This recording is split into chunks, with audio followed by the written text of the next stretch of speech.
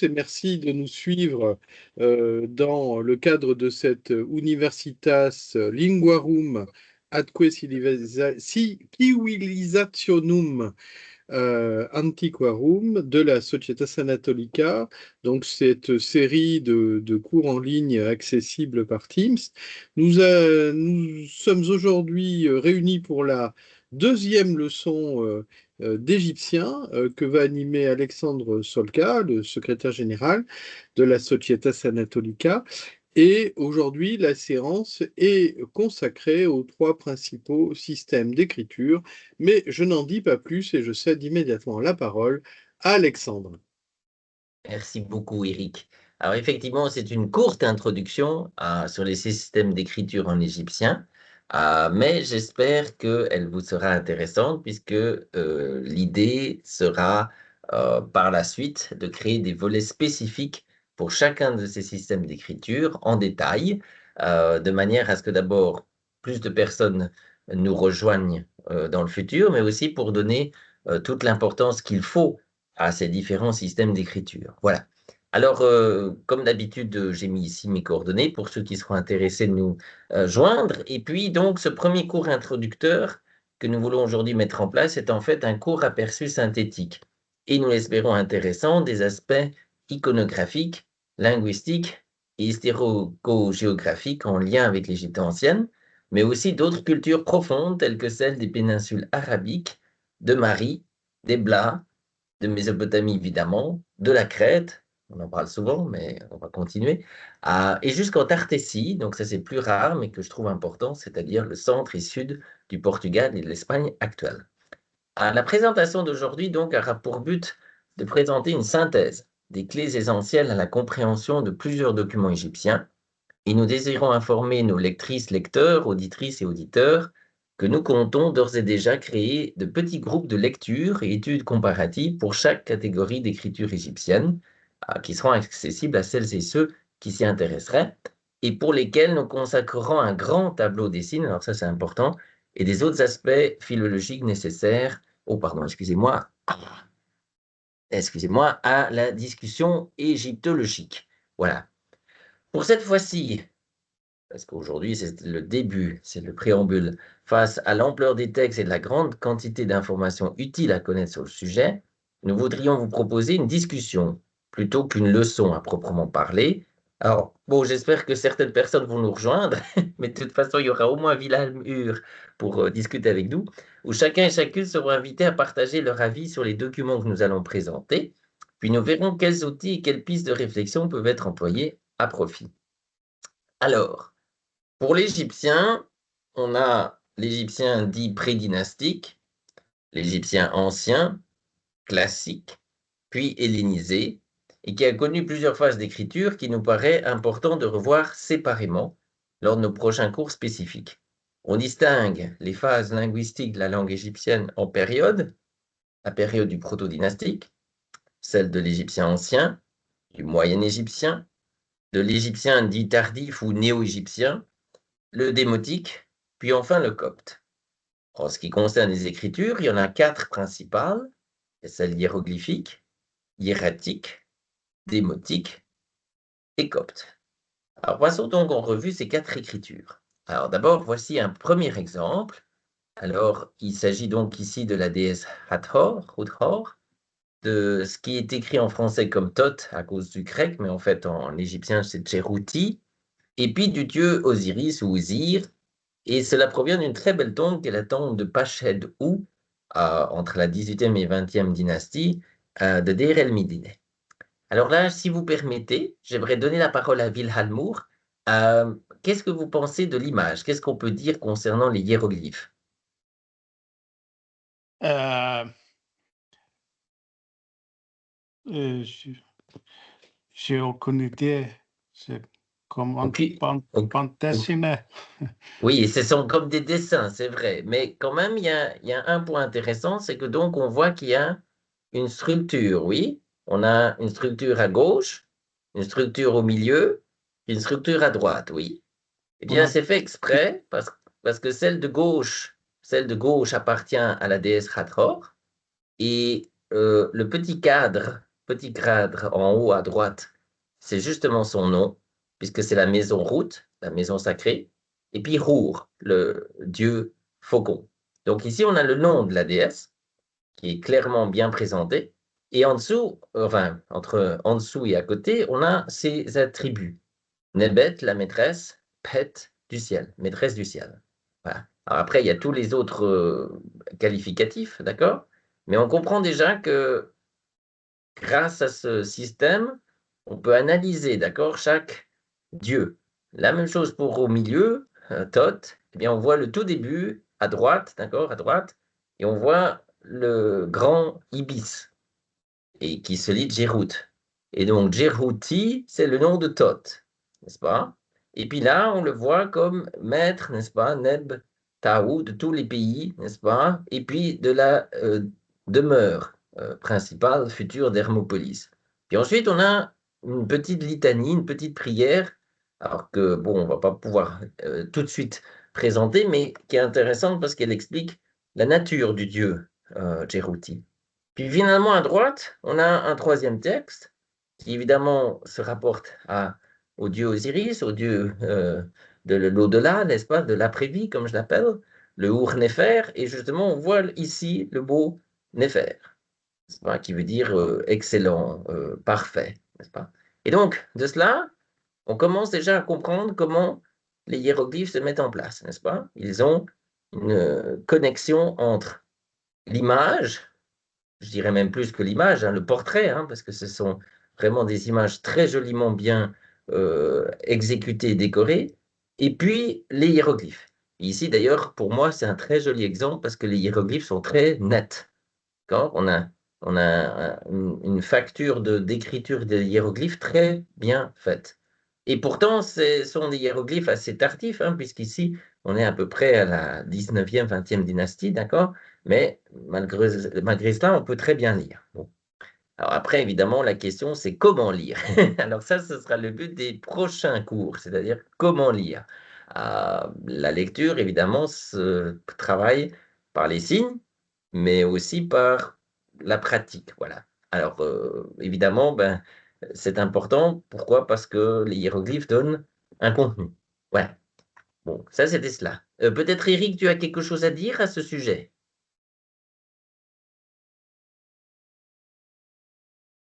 Ou pas? Non, non, non, non. Non, non. Pas spécialement, sinon je te demanderai la parole. D'accord, bon, ok, bon, ben, en tout cas, c'est déjà bien si ça vous intéresse. Et puis, ce que je voulais montrer à ce sujet, c'est que donc aussi, comme vous avez peut-être pu comprendre, on a une partie purement formelle, si l'on peut dire, c'est-à-dire avec les inscriptions expliquant qui est le dieu ou la déesse. Et après, on a une partie beaucoup plus intéressante, plus spirituelle, où chaque formule explique un souhait. Alors, par exemple, la vie éternelle, ou bien par exemple la montée du Dieu à tel et tel endroit, ou bien la protection de tel et tel aspect de vie. Et ça, pour moi, c'est très intéressant. Cette partie-là, c'est une partie que certains égyptologues, malheureusement, laissent de côté. Ils ont l'impression que c'est quelque chose qui est simplement un rituel. Ah, pour moi, c'est plus profond. C'est vraiment l'expression de la foi, de la spiritualité de l'Égypte. Et pour moi, c'est donc toujours un grand plaisir de lire et puis même d'essayer de comprendre, parce que parfois, c'est pas forcément si simple, ce qui est écrit dans ces prières. Voilà. Donc ça, c'était ce que je voulais dire à ce sujet. D'ailleurs, j'ai pris cette image d'un blog intéressant qui s'appelle Blog Hostel, qui donne des aspects jolis et intéressants de l'égyptologie. Donc, pour ceux qui seront intéressés, vous pourrez consulter. Ça, c'était pour l'aspect hiéroglyphique. J'y reviendrai d'ailleurs un peu plus tard. Maintenant, le hiératique. Alors, comme j'ai écrit, le hiératique se trouve, lui, à mi-chemin entre les hiéroglyphes traditionnels et le démotique, mais aussi à une vocation plus pratique, avec des inscriptions funéraires et administratives, mais aussi de correspondance, ainsi que d'enseignements moraux. Et c'est ce que l'on a appelé aussi la littérature dite de sagesse. Un chapitre donc que nous aimons particulièrement et auquel nous consacrerons un bon volet de nos exposés futurs, parce que j'ai remarqué qu'en fait, il manque un petit peu de littérature sur le hiératique, et peut-être même, espérons-le, à une petite monographie exclusive. Et pour ceux et celles qui s'y intéressent, j'aimerais renvoyer ici un joli aperçu écrit par notre collègue, qui est en lien avec la Societas Anatolica, Madame Claudia Baroche, n'est-ce pas? Et donc, elle a conçu un site très bien fait, qui est donc lié comment dire, à la sagesse égyptienne. Donc, c'est un article, mais qui est en lien avec le site, n'est-ce pas? Et donc, ici, j'ai fait exprès, j'ai copié juste le premier paragraphe écrit en portugais, mais je vais bien sûr vous le traduire en français, mais ça me permettra aussi d'un peu de lire le portugais. Donc, sabedoria egípcia escondida entre hiéroglyphes et papyrus. Donc, la sagesse égyptienne fondée entre hiéroglyphes et papyrus. A literatura sapienza de género literatorio de narrativas moralmente corretas. La littérature de sagesse est un genre littéraire narratif des aspects moralement corrects que compõe uma série de textos ligados ao comportamento do indivíduo em sociedade, que compose une série de textes liés au comportement de l'individu en société. Vous remarquerez que si vous connaissez bien le français, le portugais est bien facile à comprendre, surtout à l'écrit, surtout à l'écrit. Eram transmitidas pelo mestre ao discípulo, ces textes étaient transmis par le maître à son disciple, ou pelo pai ao filho, du père au fils, servindo como uma herança de conselhos éticos que ilustram o modo de vida que visaria o bem-estar do outro. Donc servant comme un héritage de conseils éthiques qui illustrait un mode de vie qui viserait un bon-être de l'autre personne. Voilà. J'ai d'ailleurs beaucoup aimé ce petit résumé. Je trouve que c'est très bien dit sur la question de la littérature de sagesse en Égypte. Mais c'est aussi un petit clin d'œil. On parlait de cela avec Villalmour en premier. C'est-à-dire que quand on s'occupe d'Égypte ancienne, il y a beaucoup de cultures intéressantes autour. Le Portugal, l'Islande, la Norvège, le Danemark. Et donc, c'est très intéressant quand on utilise l'aspect de l'Égypte, de voir comment d'autres cultures voient l'Égypte. Alors ici, j'ai pris l'exemple du Portugal. J'espère, on en a discuté avec Villalmour, on fera un volet spécial Égypte en Islande, voilà, parce que je pense que ce sera intéressant.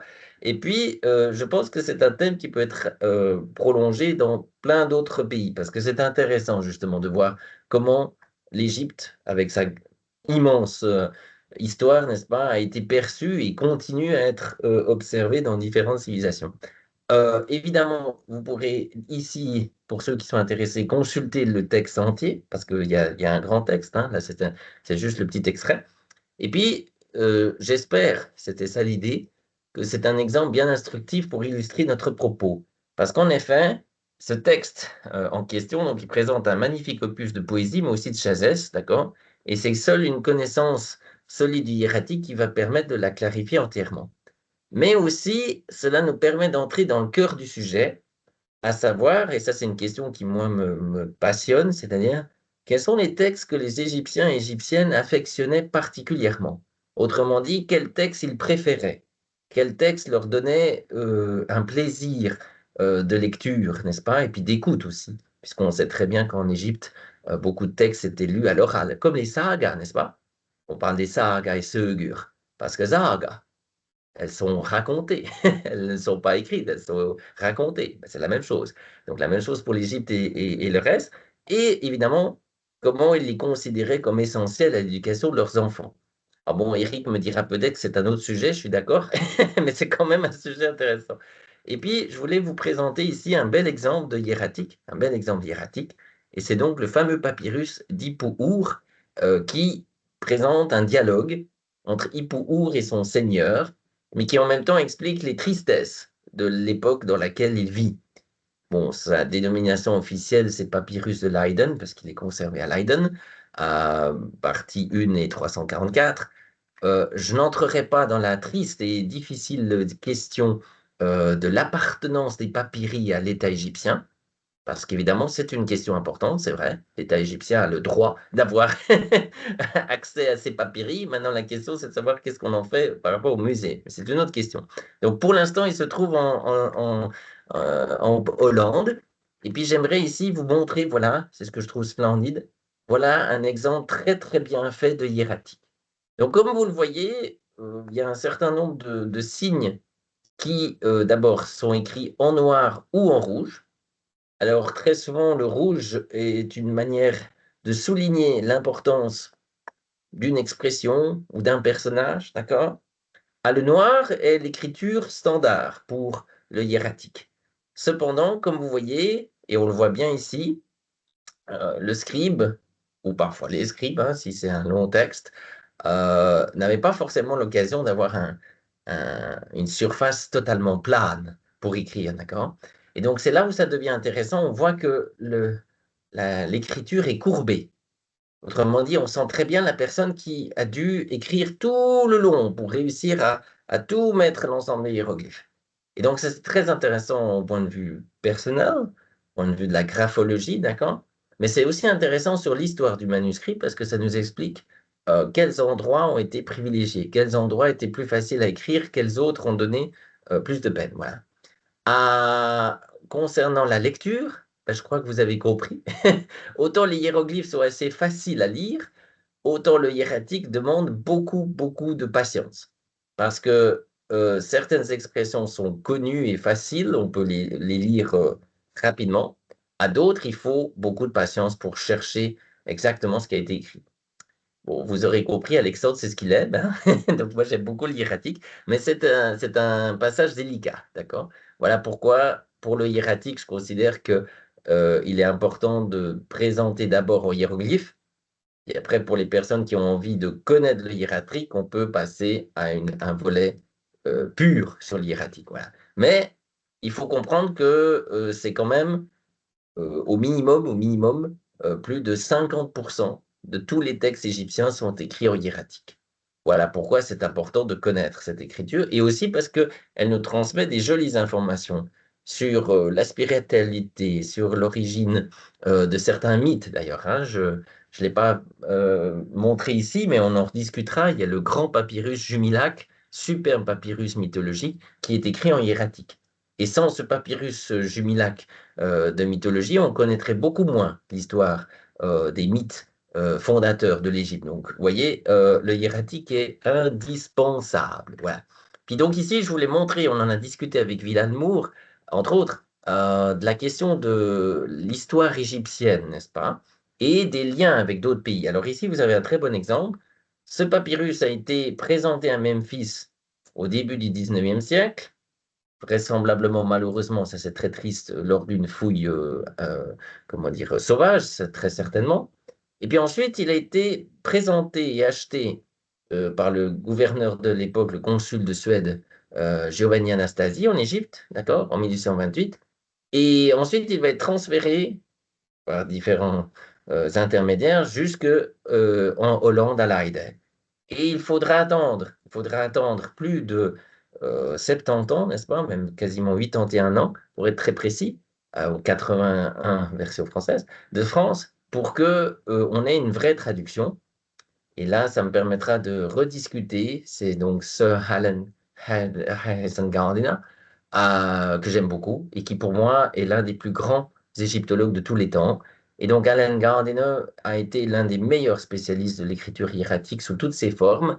Et c'est aussi lui qui a composé, à mon avis, l'une des meilleures grammaires de l'égyptien. Moi, j'ai des souvenirs mémorables et magnifiques de ma lecture de la grammaire égyptienne d'Alan Gardiner.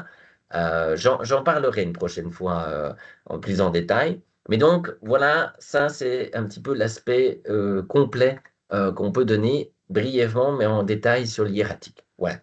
Peut-être il y a des questions? Est-ce que c'est tout clair ou pas? S'il n'y a pas de questions ou s'il y a des questions plus tard, n'hésitez pas, parce qu'on aura le temps de la discussion. Alors, je vais quand même continuer. Après le hiératique, donc on aura le démotique et le copte. Et donc, pour le démotique et le copte, c'est important parce qu'il y a plusieurs points à soulever. Et évidemment, ce n'est pas un seul cours qui peut résoudre et résumer l'ensemble de ces deux phases, mais qui sont absolument essentielles dans la culture égyptienne, d'autant que celle copte, n'est-ce pas, elle continue encore actuellement, puisque nous avons des personnes qui écrivent en copte, on a des services religieux en copte, d'accord, et donc on a d'une certaine manière, encore une communication en copte, n'est-ce pas? On a personne qui parle encore le copte. Voilà. Alors, peut-être pas de la même façon que dans l'Antiquité, mais quand même. Et donc, j'ai envie de vous proposer 2 exemples visuels de ces écritures, puis on reparlera en profondeur de ces 2 autres dossiers dans 2 autres volets spécifiques. Et donc, ici, j'ai décidé de prendre une inscription qui est très connue, qui est dite la dernière inscription, mais moi, je ne suis pas d'accord, je ne pense pas que ce soit la dernière inscription. C'est tout simplement la seule inscription tardive, disons, postérieure qu'on ait trouvée, mais c'est un post-squem, n'est-ce pas? Et donc, cette inscription qui se trouve à Philae, n'est-ce pas, au grand temple d'Isis, elle aurait été gravée proche du 24 août 394 après Jésus-Christ. Mais ce que j'aimerais montrer, c'est donc le contraste. Alors d'abord, on a ici les hiéroglyphes, vous voyez, avec une partie qui est très classique, Jed, qui veut dire in, Jed, in, dit par, mère, Khatia, le prince, gouverneur, puis après on a son nom, n'est-ce pas? Puis ici on a la deuxième partie, et ici vous voyez les jeux de mots, c'est-à-dire que l'Égyptien postérieur, d'accord, aime faire des jeux de mots avec les signes, d'accord? C'est beaucoup moins, comment dire, rapide de déduction. Et donc ici, vous voyez que le style hiéroglyphique est quand même bien différent. C'est pas du tout le tracé hiéroglyphe délicat que nous avions vu un peu auparavant. Ici, on a déjà des signes beaucoup plus rapidement écrits. Et puis, la configuration, n'est-ce pas, est beaucoup moins cadrée. Ok. En particulier, ici, vous voyez, on a à peu près 5 signes qui sont collés très, très petits sur la ligne, ce qu'un Égyptien classique n'aurait jamais fait. Ça lui aurait fait mal d'avoir des hiéroglyphes collés comme ça. Pour l'époque du 3e siècle après Jésus-Christ, c'est beaucoup plus normal. Ça fait partie de l'écriture standard sur les temples, n'est-ce pas? Mais aussi, on voit un style de composition des mots beaucoup plus libre. Et ça, c'est intéressant, c'est-à-dire que l'hiéroglyphique postérieur est beaucoup plus spontané. Donc, pour moi, par exemple, c'est très intéressant de voir comment l'écriture va changer et quel changement on a. D'accord? Bon. Et donc, ici, ce dit graffito, qui n'est pas tout à fait un graffito pour moi, c'est plutôt une inscription dédicatoire pour moi. Cette inscription, donc, vous voyez, on a l'aspect hiéroglyphique ici, que j'ai un petit peu déjà expliqué. Et puis après, on a l'aspect démotique. Voilà, ça, ici, vous voyez, c'est l'écriture en démotique. Et là, je pense que Villalmour a compris ce que je voulais dire, c'est-à-dire qu'on voit un grand contraste entre l'hiéroglyphe pur, le hiératique et encore le démotique qui est extrêmement simplifié et extrêmement cursif, d'accord? Et donc, pour le démotique, comme vous comprenez, certes, il y a des éléments communs avec l'égyptien hiéroglyphique pur, d'accord? Par exemple, les 2 barres du Y, ça on les voit. Ici, on a un signe qui ressemble trait pour trait aux parties égyptiens plus classiques. Ici, on voit même en fait un hiéroglyphe, parce que c'est le Djed, hein, c'est Djet, c'est l'éternité. Ici, c'est démotique sans être démotique, c'est quand même hiéroglyphique. Mais malgré tout, vous comprenez, n'est-ce pas, que démotique a bien changé. Et voilà pourquoi, quand on lit en démotique, c'est compliqué. Parce que le démotique simplifie, il compacte, d'accord? Et donc, c'est beaucoup plus compliqué face aux hiéroglyphes séparés de vérifier ce qui est marqué sur les 2 côtés. Bon. Mais cette inscription, elle est utile parce qu'elle nous donne 2 versions légèrement différentes du même texte, mais pas tout à fait les mêmes. Et c'est ce qui nous donne une bonne compréhension. Alors ici, vous avez le texte hiéroglyphique retranscrit, d'accord? D'ailleurs, on en parlera dans nos futurs cours, c'est-à-dire comment créer les transcriptions en hiéroglyphes. Et puis ici, vous avez donc la lecture, donc Membar, Merur, Sa, Reru, M-A-A-F, As-H, Mechem, Sa, et le reste de l'inscription. Et donc, l'inscription peut se traduire comme en présence de Mandoulis, le fils d'Horus, par la main de Nesmeter Harem, on reviendra à ce que ça veut dire, fils de Nesmeter. Ah, je vois qu'on a une autre personne qui vient se joindre à nous, c'est très bien. Bienvenue, bienvenue. Et donc, Nesmeter, le second prêtre d'Isis, pour l'éternité, Parole prononcée donc par Mandoulis, c'est donc le souverain, n'est-ce pas, Dieu, Seigneur de l'Abatone, le grand Dieu. Ça, c'est l'inscription hiéroglyphique. Alors, donc, je finis la lecture. Sa aset med rechrem ner sennu, en aset jet neher, donc l'éternité, ded medjou. Alors voilà, on a le nom qu'on a expliqué avant. In merur neb aesteb uat netcher. Et Ouabet Netcher, c'est donc le prêtre, n'est-ce pas? C'est la personne qui donne Ouab, c'est-à-dire la pureté. Bon, en très résumé. Mais, je pense que vous l'aurez compris, quand on lit en hiéroglyphe, c'est un petit peu compliqué parce qu'en fait, il n'y a pas de voyelle. On n'a pas de A, on n'a pas de E, on n'a pas de I, on n'a pas de O. Et donc, beaucoup de mots en égyptien, on n'est pas du tout sûr comment on prononçait. Parce qu'on n'a pas les voyelles complémentaires. Voilà pourquoi, pour moi, c'était toujours très drôle quand je lis en égyptien, parce que j'ai l'impression que je lis un texte pour lequel il manque un certain nombre de signes. Voilà. Mais en même temps, pour moi, c'est très joli parce que j'aime beaucoup la sonorité de l'égyptien. Par exemple, le mot Dieu, Netcher. Alors, est-ce que c'était Nitchar? Est-ce que c'était Netchir? Est-ce que c'était Notcher? Ça, malheureusement, on ne sait pas vraiment. Bon, on a une idée que ce serait plutôt Notcher parce qu'en copte, on a plutôt une variante en O. Mais ce qui est intéressant, c'est que la sonorité Netcher, d'accord, Netcher est très jolie pour le mot Dieu, d'accord? La même chose pour le mot soleil, Ra. On n'a pas inventé mieux que le mot Ra pour le soleil. Bon, ou bien le mot de pureté, Ouab. Bon, mais se pose la question de la phonétique. Alors ça, c'est une question à part, mais qui est intéressante. Puis maintenant, j'en arrive aux démotiques.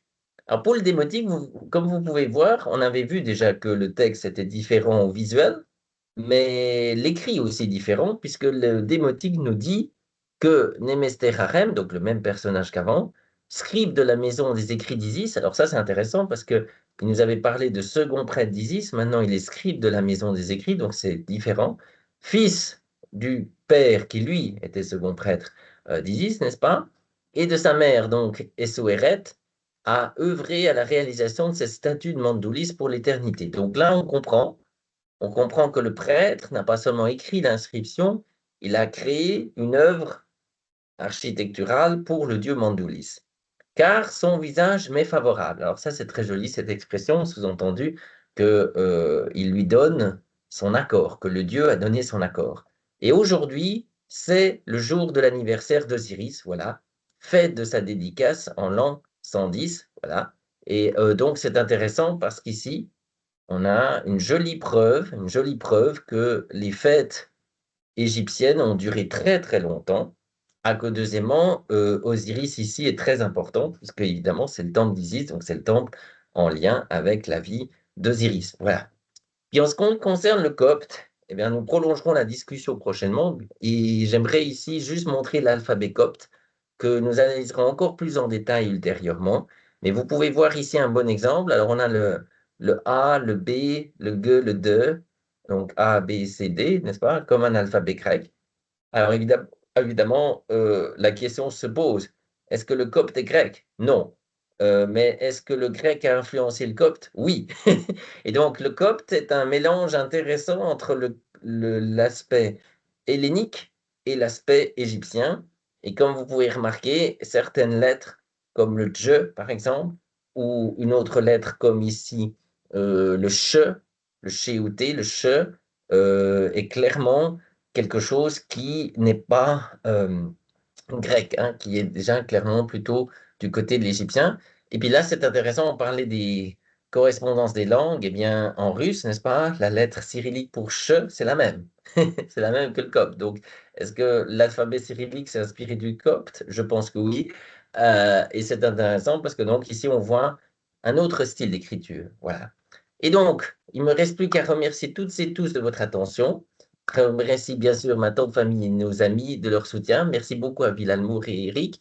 Et puis un merci tout particulier à ma tendre épouse qui adore me voir écrire en hiéroglyphes. Et justement, ça m'a donné l'occasion de penser à un futur atelier d'écriture en ligne pour les hiéroglyphes, pour apprendre aux gens comment écrire en hiéroglyphes pour jeunes personnes et seniors. Voilà, j'ai fini. Merci de votre attention, puis je me réjouis de vos questions, voilà, ou de vos remarques. Merci beaucoup Alexandre pour cette présentation qui va jusqu'au copte. Je me demandais si tu en parlerais. Je J'en me ai permets de oui. souligner et de rappeler que nous aurons l'honneur de recevoir par Teams le professeur Miyagawa So, qui est égyptologue de l'université de Tsukuba et qui présentera une introduction au copte les lundis 6 et mardi 7 juillet. Alors, ça sera un peu plus tôt que d'habitude parce qu'il y a un décalage horaire avec le Japon. Donc, on l'a mis à 17 heures parce que je crois que déjà à 18 heures, ça lui faisait 2 heures du matin. Donc, Oui, parce déjà, que donc même là, avec Moscou, il y a quand même plus de 7 voilà. heures de décalage. Voilà, mais donc ça complétera utilement ce cours, même si tu nous en J'ai parleras, aucune je pense. question. Ok, allez-y, question. Non, j'ai aucune question. Ah, aucune Sûr. question. Ou peut-être un commentaire, alors. Peut-être un commentaire. Euh, merci pour le lecture. Ah, thank you. Merci beaucoup. Tant qu'à faire. Merci beaucoup. Ah, et je vois que notre ami Murat Turgut nous a rejoint. Pour Eric, c'est intéressant puisque Murat Turgut est spécialiste du hittite. Il s'occupe d'édition de Oui, différents oui. textes anatoliens. Voilà. Et donc, I don't know, Murat, maybe you want to say something about the presentation? Une note.